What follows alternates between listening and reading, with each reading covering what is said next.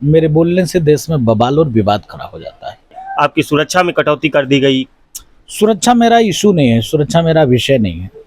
हम लगातार 500 वर्ष में 5 बार मृत्यु को गए हैं और फिर से जिंदा होके आए हैं, राम जन्मभूमि की लड़ाई लड़े हैं और हम लोगों ने राम जन्मभूमि पर विजय किया है। दुख है चुनाव हारने का। रूप से मैं निवेदन करना चाहूंगा डीएम साहब महोदय से कि इतना पढ़े लिखे होने के बावजूद भी अगर कोई मूर्खता पूर्वक बात करे तो मुझको लगता है ये कहीं से न्याय संगत नहीं है। तो पहले तो डीएम साहब को मैं निवेदन करता हूं कि डीएम साहब और बड़े पोस्ट पे पहुंच जाएं कि जल्दी जल्दी जितने राजनेता हैं नेता सबकी सुरक्षा हटा दें। अफसरशाही पर मैं एक शब्द नहीं बोलूंगा। मेरे बोलने से देश में बवाल और विवाद खड़ा हो जाएगा। मेरे ऊपर जो मुकदमे हैं पुतला दहन और धरना प्रदर्शन के, ये मुकदमे देश के सभी राजनेताओं पर होंगे, तो सबकी सुरक्षा हटा दी जाए, ऐसा कहा अयोध्या के महंत राजू दास ने। राजू दास से बात की हमारे संवाददाता आशुतोष पाठक ने। अयोध्या एक बार फिर सुर्खियों में है। अयोध्या राम के नाम से जानी जाती है, हिंदुत्व के नाम से जानी जाती है, बीजेपी की कार्यशाला कही जाती है रामनगरी अयोध्या। फैजाबाद लोकसभा चुनाव में बीजेपी की हार के बाद अब बीजेपी कार्यकर्ता और अधिकारियों के बीच अनबन सी हो गई है। बातचीत जो है वो विवाद में बदल गई है। अभी समीक्षा बैठक के दौरान 2 कैबिनेट मंत्री जब मौजूद थे, उस दौरान अयोध्या हनुमानगढ़ी के वरिष्ठ संत हमारे साथ राजू दास जी हैं, इनके साथ यहाँ के अधिकारी जो आईएएस हैं उनके साथ जो है विवाद हो गया है। महाराज जी, क्या है पूरा प्रकरण और ये विवाद क्यों इस तरीके से बढ़ गया कि तमाम चीज़ें जो थी वो बाहर निकल के आ रही हैं, क्या कहेंगे इस पे आप? पहले तो मैं बहुत बहुत साधुवाद आपको देता हूँ, धन्यवाद देता हूँ। आप लोग निरंतर प्रयास करके अयोध्या की आवाज़, अयोध्या की बात देश और दुनिया तक पहुंचाने का कार्य करते हैं और लगातार मैंने आपको देखा राम मंदिर जब चल रहा था विषय तो बहुत आप लोगों ने संघर्ष किया, इसके लिए आपको साधुवाद। हम लोग गर्व से कहते हैं, गर्व से कहो हम हिंदू हैं, गर्व से कहो हम सनातनी हैं और हम लोग सनातन के लिए कार्य करते हैं, हिंदुत्व के लिए कार्य करते हैं। और देश के यशस्वी प्रधानमंत्री नरेंद्र मोदी जी का जो भाव है कि अयोध्या को विश्व पटल पर कैसे हम स्थापित करें, जिस चीज को लेकर लगातार चिंतित रहते हैं पूज्य योगी आदित्यनाथ जी महाराज, उन्होंने जो प्रयास किया पूज्य महाराज जी ने कि लगातार निरंतर प्रयास करके अयोध्या के सर्वांगीण विकास, अयोध्या में दुनिया का तेज सबसे एयरपोर्ट, जहां पूरी उत्तर प्रदेश के नंबर 1 पर सबसे ज्यादा प्लेन उतर रही, अयोध्या रेलवे स्टेशन भव्य, अयोध्या में कई फ्लाईओवर, कई कॉम्प्लेक्स, अयोध्या शहादतगंज से लेकर नया घाट तक रोड चौड़ीकरण, सौंदर्यीकरण, रंग रोगन, लाइटें। इसके अलावा अयोध्या में रोज टूरिस्ट राम भक्त आए, उनकी अच्छी सी व्यवस्था।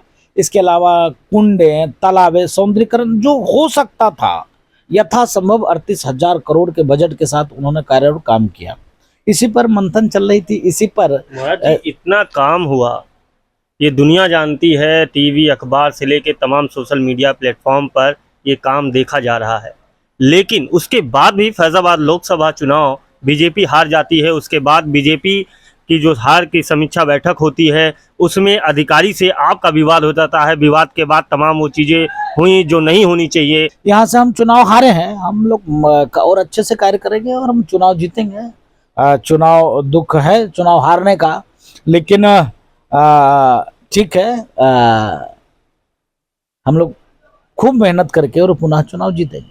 महाराज जी, विवाद हुआ, विवाद के बाद आपकी सुरक्षा हटाई गई। सुरक्षा हटाने के बाद तमाम चैनलों में वो खबरें चली। यहाँ के जो डीएम है उन्होंने कहा कि आपके ऊपर आपराधिक मुकदमे दर्ज है। उसके बाद मुख्यमंत्री जी ने आपको बुलाया, आप लखनऊ में उनके साथ घंटों बैठ के बातचीत हुई। क्या है ये मामला, कौन से मुकदमे दर्ज है जो इतना मामला हो गया, सुरक्षा हट गई? और अगर मुकदमा दर्ज था तो फिर आपको सुरक्षा ही क्यों दी गई, क्या है मामला? देखिए शुद्ध रूप से मैं निवेदन करना चाहूँगा डीएम साहब महोदय से कि इतना पढ़े लिखे होने के बावजूद भी अगर कोई मूर्खता पूर्वक बात करे तो मुझको लगता है ये कहीं से न्याय संगत नहीं है। लोकतांत्रिक व्यवस्था में, डेमोक्रेसी में, प्रजातंत्र में हर व्यक्ति को अधिकार है अपनी बात कहने का। जब मैं विद्यार्थी परिषद का कार्य करता था, शिक्षा नीतियों को लेकर तमाम हम लोग छात्र राजनीति पे काम करते थे तो तमाम बार पुतला भी दहन करना पड़ता था, धरना भी देना पड़ता था। जब आ गया बजरंग दल में तो हिंदुत्व के लिए कार्य किया, तो तमाम बार ऐसे हुआ जो हिंदुत्व पे कार्य किया तो पुतला फूकना पड़ा है। तो ये सारी मुकदमे, अगर ये मुकदमे आपराधिक हैं तो मुझको लगता है कि पूरे देश में जितने नेता हैं, राजनेता हैं, सबके ऊपर ये मुकदमे होंगे। तो पहले तो डीएम साहब को मैं निवेदन करता हूं कि डीएम साहब और बड़े पोस्ट पे पहुंच जाएं कि जल्दी जल्दी जितने राजनेता हैं, नेता, सबकी सुरक्षा हटा दें।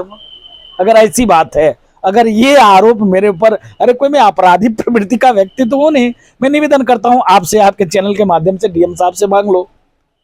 यही ना मुकदमे है, और कौन से मुकदमे है? तो ये डेमोक्रेसी का गला घोटने का काम अगर ऐसी बात है तो डीएम साहब कर रहे हैं, ये उचित नहीं है, कहीं से तर्क संगत ये बात नहीं हो, न्याय उचित नहीं है। और मेरा बात विवाद हो और तुरंत तत्काल हटा दो, तो इतना दिन से सुरक्षा दे क्यों रखा था? मनोज जी, जो अधिकारियों का मिसबिहेव है कार्यकर्ताओं के साथ, अभी समीक्षा बैठक में दो जो आपके कैबिनेट मंत्री थे उनके सामने आपके साथ अभद्रता हुई। अभी जो खबर लखनऊ से आ रही है, राकेश त्रिपाठी प्रवक्ता हैं, उनके साथ पुलिस वाले ने अभद्रता की है, वो सामने बात आई है। क्या लग रहा है कि जो अफसरशाही है कितनी हावी हो चुकी है, इस पे क्या कहेंगे आप? इस विषय में मैं एक शब्द नहीं बोलूंगा, मेरे बोलने से देश में बवाल और विवाद खड़ा हो जाता है। मैं आभार व्यक्त करता हूँ मीडिया जगत का कि मेरी पीड़ा को आप लोगों ने उजागर किया और देश और दुनिया के सामने रखा। मैं कोट कोट साधुवाद देता हूँ मीडिया जगत का, बहुत बहुत साधुवाद देता हूँ। बहुत लोग पीड़ित हैं किसी विषय को लेकर, लेकिन लोग नहीं बोलते हैं, तो मैं आभार व्यक्त करता हूँ, ज़्यादा कुछ बोल नहीं सकता। तो ये हनुमानगढ़ी के महंत राजूदास जी थे, जो बता रहे थे कि अगर इस विषय पे वो कुछ बोलेंगे तो पूरे देश में बवाल हो जाएगा। आप समझ सकते हैं कि कार्यकर्ता और अफसरशाही में किस तरह का आंतरिक तनाव चल रहा है। अयोध्या से आशुतोष, पहल 24।